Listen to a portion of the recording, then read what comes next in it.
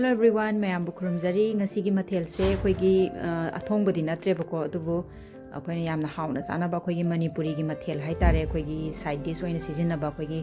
Hawaijaar met pane bako Hawaijaar se fresh nate khoigi Hawaijaar akang ba sisina met la ka toine ado yam hawe kamaina met ke do mayam ai video se yengbiraga tum khangbirane bako to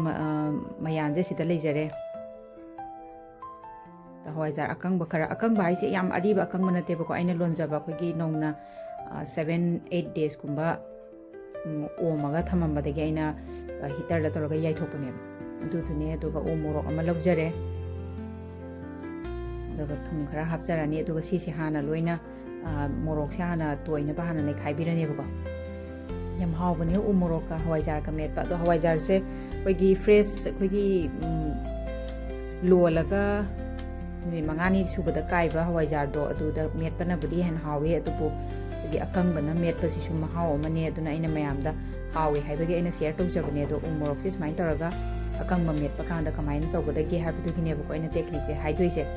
ado akang baje sma hapsan birane ba aduga pura paste na ba gi kanu je Hawaijaar gi magi mapop se kaina na ba hana sugai birane ba smaina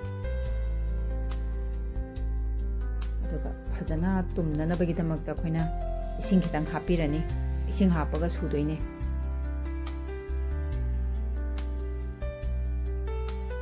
do kitang nappadi nappabani na ising khitang hapaga amuk kaino tawdoin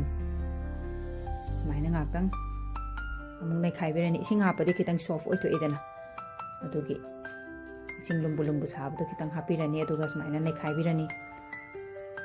do Hawaijaar se makhal makhal ni ko thong bada sudum hape khoigi Hawaijaar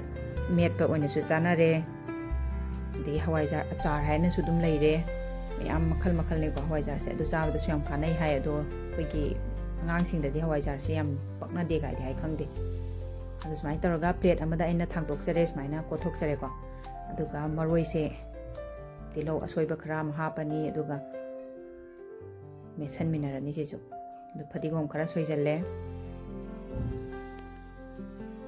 adu umorok ki manam Hawaijaar gi manam smaina met pasida dum akhoi insang achambam ga toragani adum chabdem hawbani ko do chamasna smai toraga okhaiba saina pulapna ngasai maroi mapang jing ado si chamasna met pase chamasna khot pase yadre ko adaina khutna me kai jarage na khut noina tokjarage khut noina smaina oina mix toksan jare ko chamasna tobudo oina reba yam nungai jadragdo ado smaina phajana met pirani aduga ina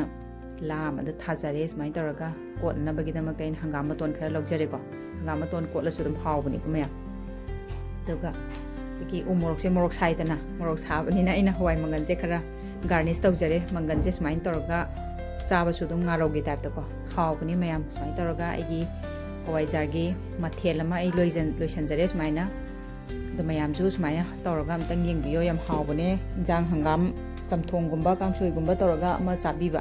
leita di dum harani do mayam support tawbiramo like comment share tawbiramo mathangi video dum thengnarase